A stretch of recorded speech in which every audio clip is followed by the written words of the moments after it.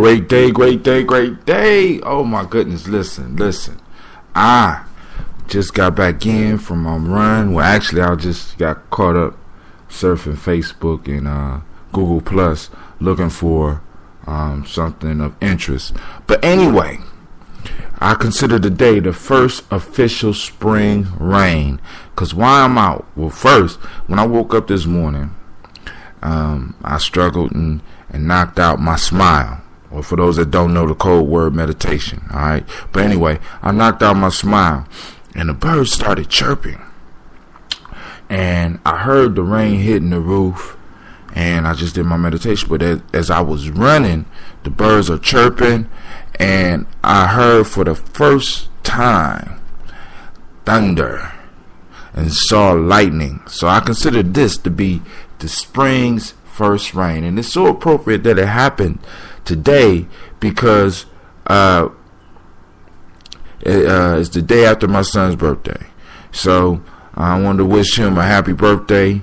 And since we out here working in his garden, you know what I'm saying, I can't wait for him to be able to harvest something that he put, or at least help put into the ground. So sending out happy birthday shots to Mr. Cleveland Brown. This is the first day of, I'm considering, of spring because the rains have come and we see the cycles of nature.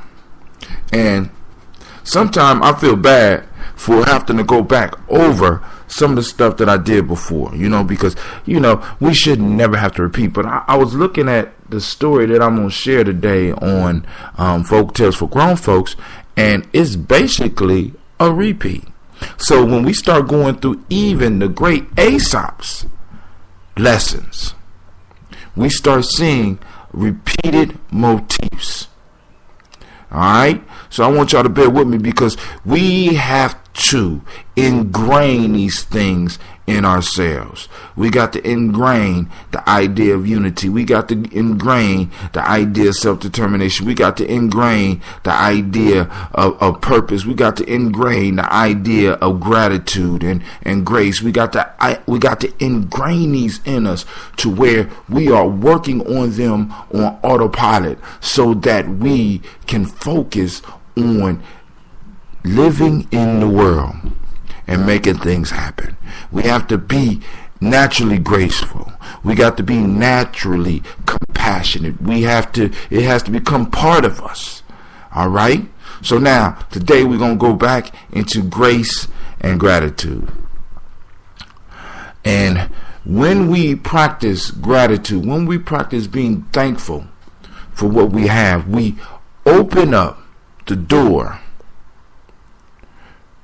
for the universe to bless us with more. And like I said, I want to make sure that I'm clear on this. When I say more, I'm not talking about just more things. I'm talking about quality things.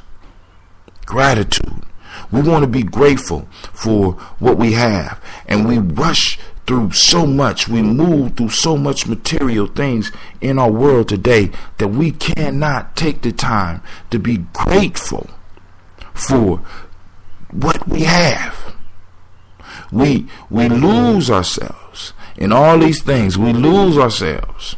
And in losing ourselves, we lose the part of our being that is able to practice this gratitude. And by losing that, we, in a sense, lose everything. We, instead of having the possessions, become possessed by the possessions. We become the possession slaves. We become slaves to our houses and slaves to our cars and slaves to our bank account and slaves to our job because we are not able to show gratitude for them. Because when we show gratitude for them, we are able to step back and be grateful. We are able to step back and look at it and measure where we are with it and really take inventory and see if this is something that I need in my life any longer. When we practice gratitude, what we are practicing is awareness of the things that are going on around us, because to be grateful for something, you have to notice it. Whoa.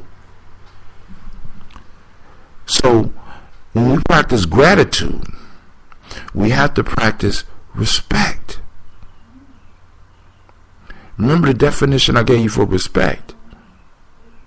To see again, you have to look at it again in order to be grateful for it. So you have to be respectful of the things that you have, and that gratitude and that respect generate an energy or unleash an energy that brings more things into your life.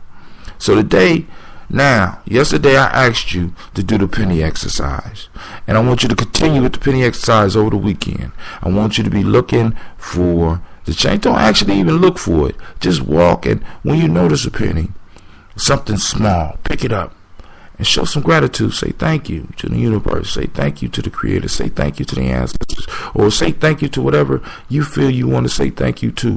Whatever you think you laid that thing in your path for. But the significance of picking up that small thing shows that you are paying attention. You're looking at the world that you are living in. You're looking around you, all right?